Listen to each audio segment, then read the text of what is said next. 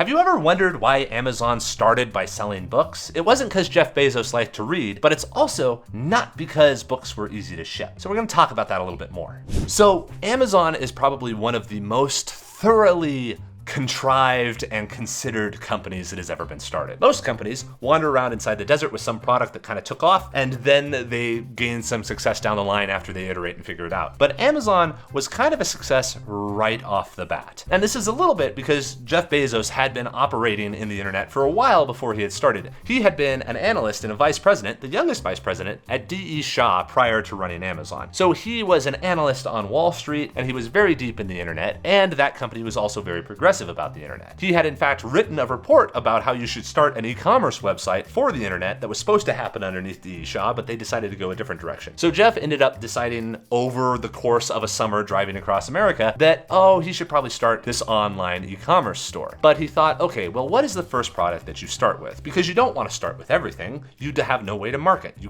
would spread your marketing budget too thin. You would have no resources. So he thought, okay, what are the things I could start with?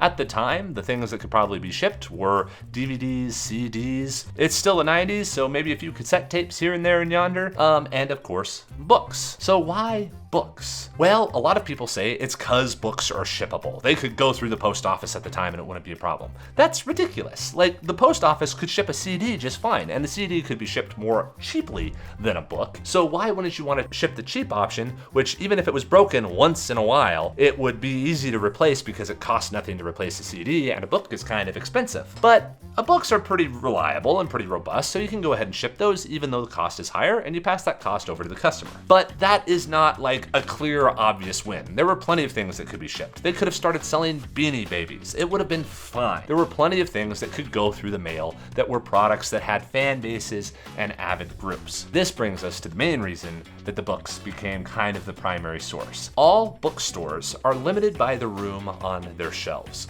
Jeff Bezos, understanding how the internet worked, realized that there is no limitation on inventory. He would be able to list every single book, which to a book buyer is amazing, because when you go to a bookstore and you can't find the book that you're looking for, you're deeply disappointed. But if you can go to a website and find exactly the book that you're looking for and pay to have it shipped to you, that is an amazing experience. All he had to do was go over to the ISBN registry, which is the list of every single book out there, which was a few million at the time, and basically just download that into Amazon and say, these are all for sale. Inside of that registry is also the publishers who have that book or a copy of that book stored around. So again, they list all the books that are available ever, and then if somebody purchases it, they buy it from the publisher and ship it to the customer for them. And there's a lot of weirdness in how they did this, and there are a lot of stories of them buying 2 books and returning 1 and that kind of stuff in order to make this work, but it worked, and it gave them instant scale. So books were shippable, but they were also downloadable. You were able to just download all books and have them listed for sale on your website. It's a really similar sort of situation to like 3D printing right now, but that's a discussion for another day. Okay, so those are the 2 primary reasons that are on record as to why Amazon started with books. Jeff Bezos liked books, books were easy to ship, and you could download the entire list of books. That's all fine and dandy, except for the fact that you still could have done this with music. Music had a full list and registry. It was very easy to ship a DVD or something around. And I'm sure Jeff Bezos liked music just fine, even though he probably does like books better. So what are the other reasons that made books so darn clever?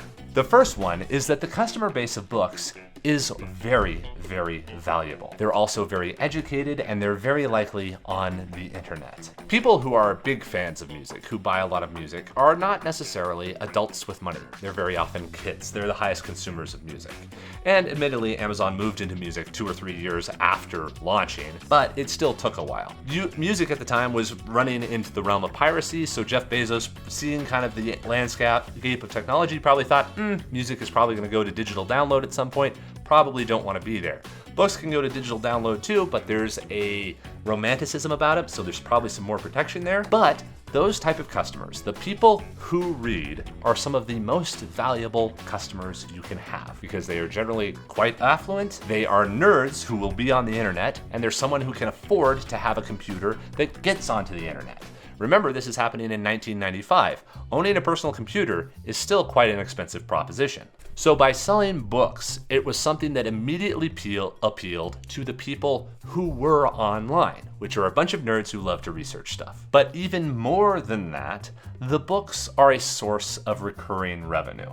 If a person has ever purchased a book, they are a book buyer, and book buyers buy more books, always. So it's a great business because it's not something like Beanie Babies where you would sell a Beanie Baby to a person, or that collector would get 10 and then they'd be done, or their budget would be run out. No, you're selling to a group of people who have money and will come back around again and again and again. That email list is stupid valuable, and those customers are stupid valuable. So you immediately have a business that is stable in that it has recurring revenue. Even if Amazon didn't necessarily grow and had always been a bookseller, that would have been fine because they would have had an audience that would, once they had gained a customer, they basically would have that customer for life, continually buying more books. So the lifetime value of the customer is much greater. You could make the argument that applies to music, but not as much, because music is much more fashionable and more genre specific to like particular bands and particular resources than books.